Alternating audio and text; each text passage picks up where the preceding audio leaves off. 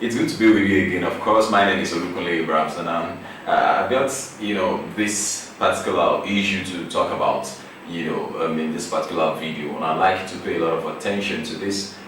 You could criticize it, and of course, feel that you have a different opinion. We are all entitled to our opinions, but of course, we're all here together to learn, to put one or two together, and of course, come up with good results. Well, we'll be watching a video in a moment.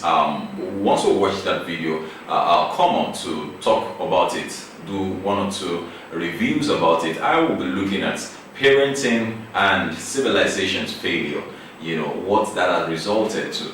Would come and look at that. Of course, I have taken my scriptural verse from Luke chapter 2 and verse 43 and 44. The Bible says that Jesus and his family, or Joseph, Mary, and the children, Jesus inclusive, had gone for an event, and after the event, they left, leaving Jesus behind. And of course, you are familiar with that story. They lost Jesus they had gone about a day's journey before they noticed that the young boy was not amongst them. Well, if you are familiar with the story, of course I know you are familiar with the story of the birth of Jesus Christ. I don't know who would have gone through that. Take for instance, you have been trusting God for the fruit of the womb, and that child was born, and you now went somewhere and you forgot the child. You had gone a day's journey. I think priorities and value system, those are the messages that passes across to us. Well, let's watch this video and see how things have deteriorated over the years in the name of civilization. Let's see what this video shows us.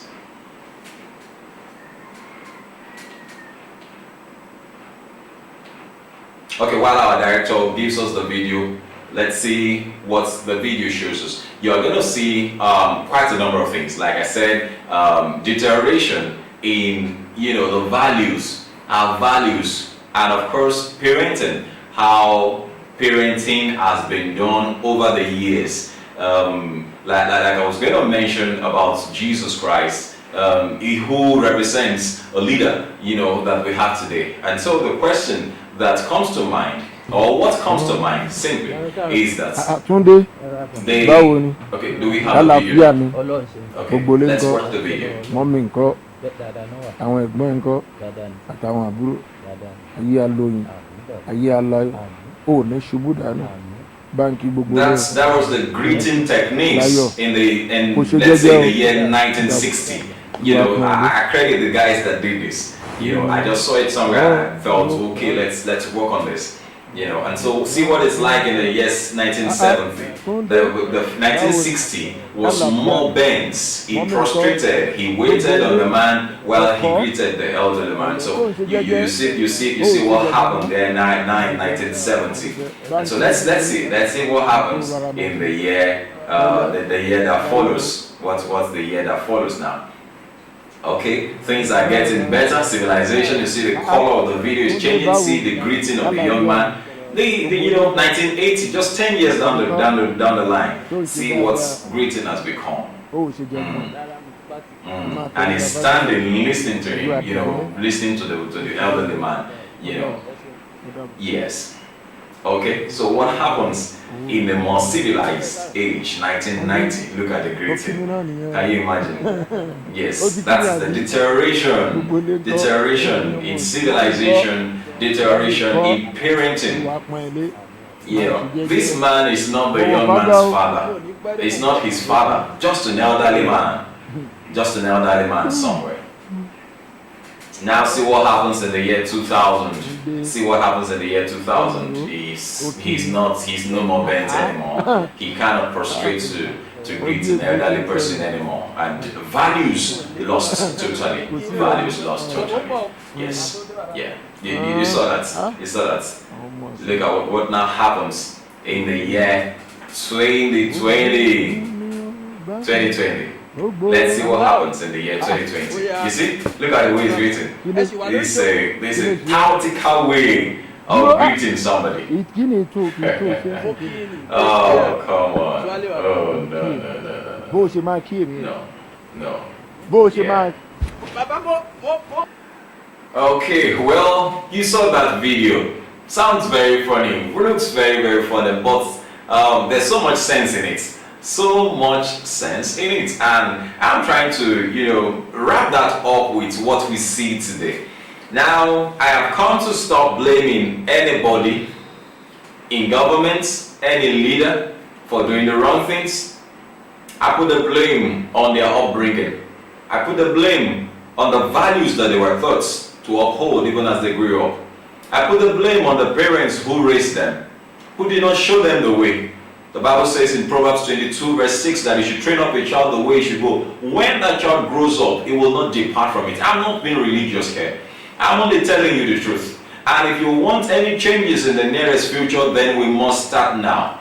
I saw a video of, I'm sure you must have seen it on one of our pages, of those young girls, secondary school girls, smoking shisha or something, I don't know what they call it now. Young girls who are underage, smoking that when they are supposed to be in school. They were wearing school uniforms. When they are supposed to be in school, they are somewhere smoking shisha. After that, they will engage in, probably engage in sexual intercourse and all that. You have the deteriorating lifestyle, the deteriorating values of our system. And so whoever you see in government today, somebody is in office today is taking bribes. He was raised by a parent, and somebody is in office, he doesn't want to listen to what people are saying. He was raised by a parent.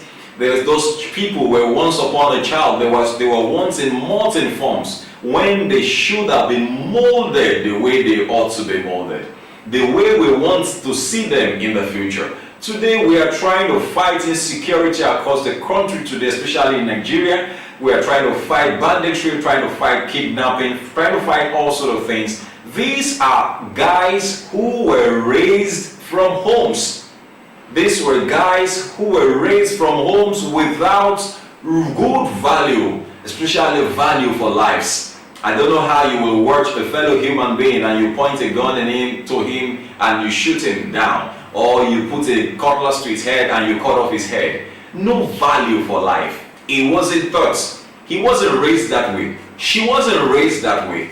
She wasn't raised to have values. She wasn't raised with the correct values, with the right values that she ought to have. I blame parents for the type of leaders that we have in government. I blame parents. I blame their parents for not doing a very good job. And I tell you, for those of us who are now parents by the grace of God, those of us who are intending to be parents, if you do not make a change in the way you raise your children, and then you will not see anything different in the near future. As a matter of fact, things will get worse. Things are only going to get worse if we don't make a change. Somebody said that you cannot keep doing the same thing and expect a different result. So that's very, very possible.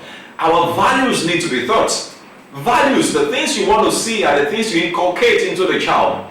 What you put in there, when the child grows up, it begins to bear fruit of the things that are planted into him. Yes, you say they are brainwashed, those people who are called Boko Haram or who are called insurgents and all of that. Why don't you brainwash your own children too?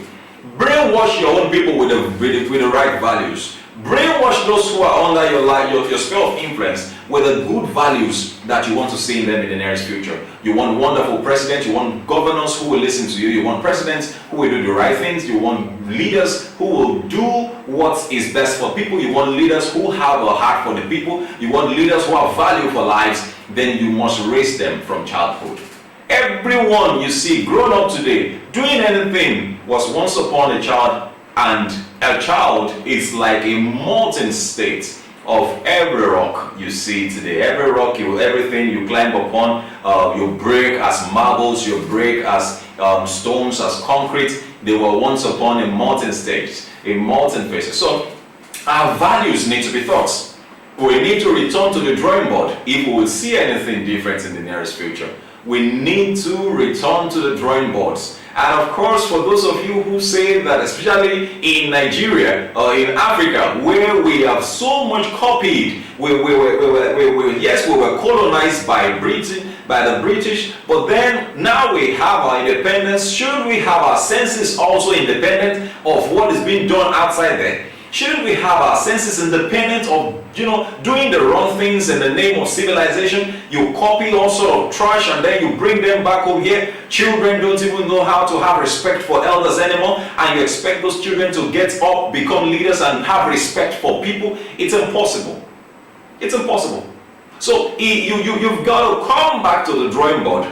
Teach them the things that you say are wrong. I cannot imagine those of you parents who are now curbing or harboring, these behaviors that are nothing to write home about. You were not raised that way. You were not raised that way. Why will you begin to harbor things? You say they shouldn't beat your child in school. Were you not beaten in school? Did you die?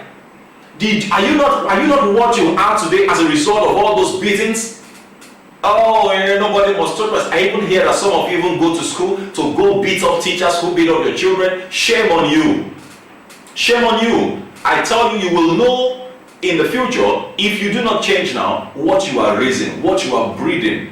I remember the story of our father in the Lord, Pastor Yadeboye. He said there was something that happened, something similar to the point I just raised now about the parents going to school to beat up teachers. He said they beat up the child went back home, called his parents, and the parents came to school. They beat up the teacher. I think they beat him up or sent him, they arrested him or something. He was punished. And so the teacher got back to school and divided his class into two. The class of those who had nobody to report to anyway, even if they were beaten to pulp, and the class of those who are the well-to-do children. You never touch them in school. If you touch them, you get arrested. He said, go and check their stories today. He said, those of us who were nobody, who are the sons and daughters of nobody, we are by far better off.